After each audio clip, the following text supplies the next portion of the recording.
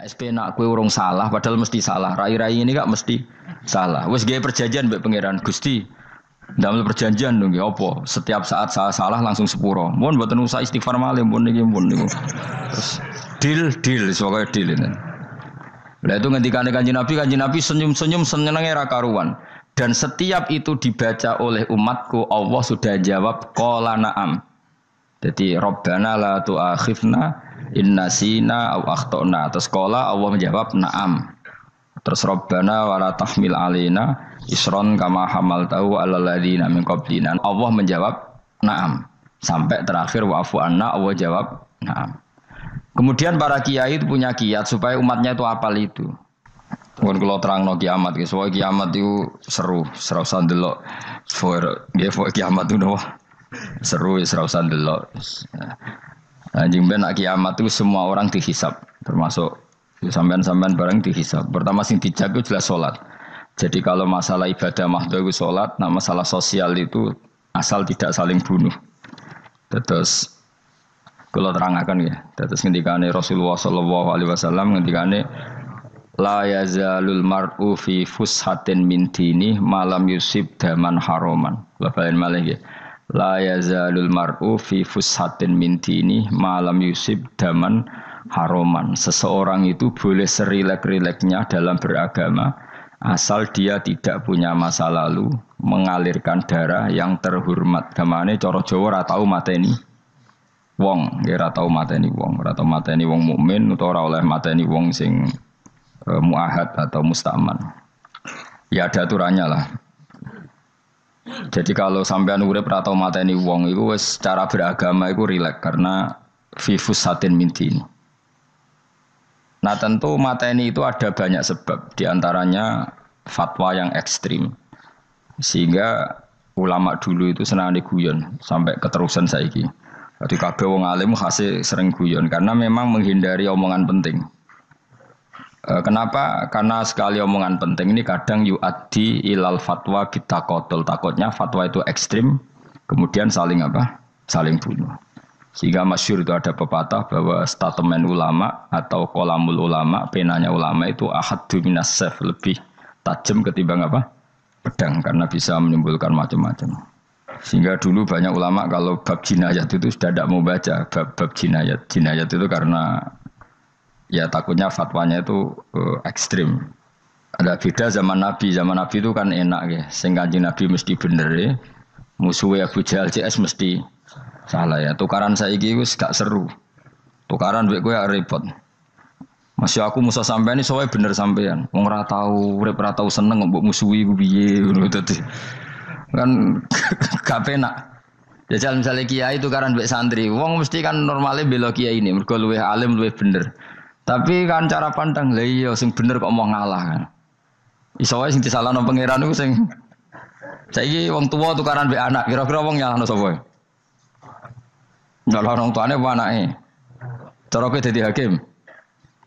Wong tuwa kok wani anak, kualat ngono ya lucu. Mestine kan anak kok wani wong. Tapi wong tua kok wani anak, wong tua model opo? Terus anak wani wong tua ya anak model opo? Ya model milenial, model. Tapi potensinya itu sama-sama salah. Sehingga ulama itu mulai dulu itu menghindari ngendikan penting itu menghindari. Karena ya tadi takut fatwa itu. Saya ulang lagi ya. Jadi seseorang itu selonggar-longgarnya dalam beragama asal tidak pernah membunuh. Tidak memburu darah yang seharusnya tidak terbunuh. Terus kalau masalah ibadah itu Allah ngambilnya sholat. Awwalu ma yuhasabu bil mar'u napa? As-sholat. Pertama yang dihisab itu sholat. Jika sholatnya lolos, maka hisab yang lainnya napa? Ringan. Ya pun ngoten. Terus ada hisab-hisab yang iku lho waca mungkin sampean iso ngantisipasi hisab. Nah, jadilah tazulu qadama Adam atau qadama ibni Adam yaumal qiyamah hatta yus'ala an arba'in. Pertama ditanyakan dari sifat mudanya, dihabiskan untuk apa, umurnya untuk apa, hartanya dari mana, setelah mendapat untuk apa. Terus wa an ilmihi madza amila bihi, terakhir setelah mendapat ilmu itu apa yang dia perbuat. Mulane ada orang tok ilmu tidak ditakoki wae pangeran ora apa-apa takoki. Ilmu iso nglakoni. Mboten gadah ilmu ya Gusti. Terus serepet sampean. Dunya mboten gadah dunya. Lha apa ning dunya nggih ngentosi mati. Sing mon-mon niku aman apa? Sebab itu orang fakir itu masuk surga lebih cepat timbang orang kaya kacek pinten 500 tahun ketakoki. Dia apa mboten gadah napa-napa. Iso ngaji mboten. Jadi gak perlu pertanggungjawaban mergo napa. Sekacau kan. Nah, sementing kalau terangno ngeten ya. Niki penting rungokno. Mahsyar iku maknane iku nggon giringan. Terus kiai kuno maknane bayangno nggon mahsyar iku maknane tempat dihalonya semua manusia. Terus mauqif itu tempat diberhentikan, apa tempat diberhentikan. Terus di situ Anda innahum mas'ulun, mereka semuanya ditanya, dihisab. Nggih rungokno semuanya dihisab. Terus ngendikane Kanjeng Nabi hasibu anfusakum qoblaan tuhasabu. Menghisaplah diri kamu sekarang sebelum kalian semua dihisap. Sehingga potensi kita ini umat Islam utamanya sing tahu ngaji-ngaji ini, sampean semua dihisap ini kemungkinannya kecil. Karena ketika kowe ning donya sampean sedanteni kan biasa wis donga robbana zulamna anfusana. Jadi ya Allah, saya ini benar-benar mendolimi diri kita sendiri. Karena tujuannya hisab itu taubah. Taubah itu mempermalukan mereka di depan umum.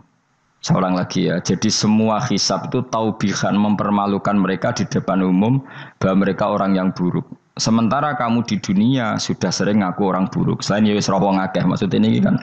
Jadi kayak ngakuin apa Rabbana zalamna anfusana. Sehingga ngendikane Kanjeng Nabi sebuti hasibu anfusakum qabla antu hasabu, menghisaplah diri kamu sendiri sebelum nanti kamu benar-benar dihisap. Sehingga umatnya Rasulullah itu kemungkinan kena hisap itu kecil sekali karena tadi sudah terbiasa menghisap dirinya sendiri.